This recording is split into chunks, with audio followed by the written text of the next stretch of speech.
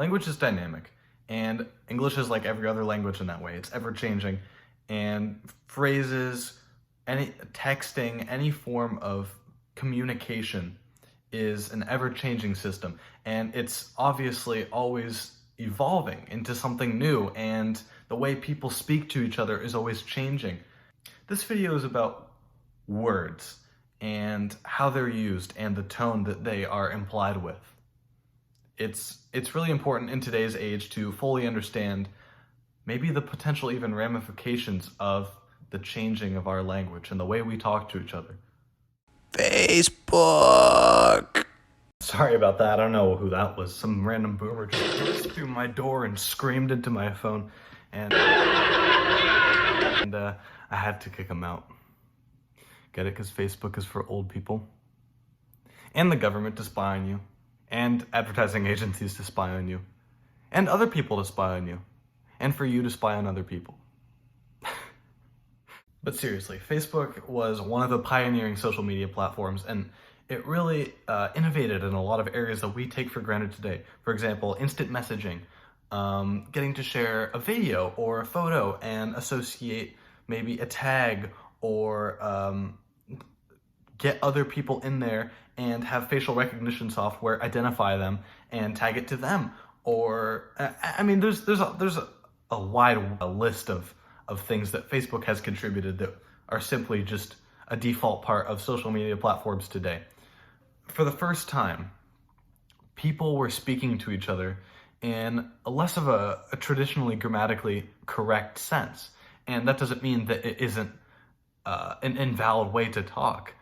And again, like, a lot of people have this perception, or I shouldn't say a lot of people, some people have the perception that those who speak in sort of a text grammar type sense are lesser than or below, that none of that is at all based in any truth. So that's just a ridiculous viewpoint.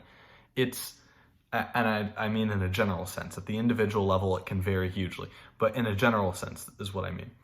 And the reason is the current state of text speaking and speech within the context of a social media platform or texting or messaging in general is that it's designed so that you can convey more information or the same amount of information with less characters and or less words, making it more efficient in terms of being a means of communication to other people.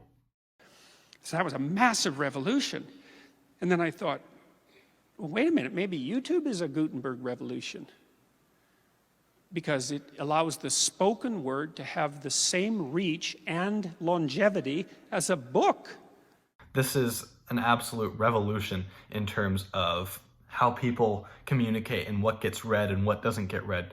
Because previously, people who put out things or things that were properly written needed to be vetted and published, and you needed to have a degree, and very few uneducated people wrote any books.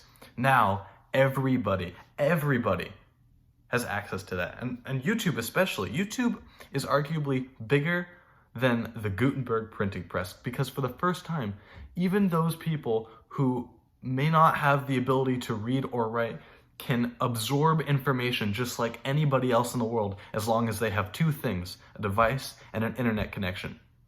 It is impossible to understate how revolutionary that is for this whole world. Perceptions, they matter. They matter a lot more than anybody thinks. And when you type something like "I'm fine" or "don't worry about it" or LMAO, or LOL even, it is often perceived, at least in my experience and the experiences of those that I know, as sarcastic. And I think that there's good reason to say that it is sarcastic, those phrases specifically, because it's still communication. You are saying something if you say nothing, for example. You are still saying something. Like, if you get left unopened, that's a message. Make no mistake. Enough said, without even writing anything. If you type LOL to something you clearly don't find funny in all lowercase, that immediately creates a perception. If you ask a question and you provide one space before the question mark, that is perceived as a friendlier question than if the question mark has no space in between the final word and the mark. Perception is extremely interesting, and in text it seems to be more pronounced than anything. Those who master the art of perception and reinterpretation, as well as writing something that is perceived the way that you intended, that is definitely a skill to be acquired, and it can be extremely helpful. I've no doubt about that.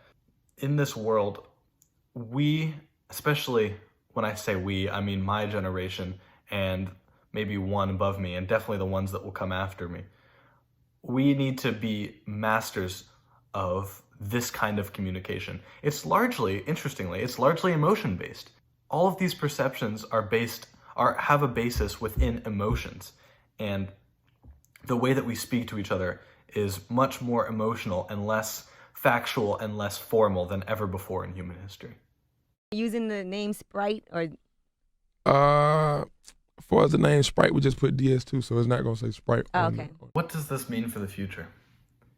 Absolutely nobody knows. I have no idea. You don't have any idea. He doesn't have any idea. I have no idea. So it's just going to be really interesting to see how everything pans out. I mean, that's sort of the beauty of it, is we get to see how language evolves in real time at a faster pace than ever before in human history, to my knowledge. So it's going to be really fascinating to see how language evolves moving forward into the future. Anyway, thank you so much for watching. I really appreciate it. I really enjoy making these videos, as I've said, and I just can't wait to pump out more. If you have any ideas for like some sort of person you'd like me to cover or a genre you'd think I could make a video about, leave it in the comments and I'll check it out. Thank you so much for watching.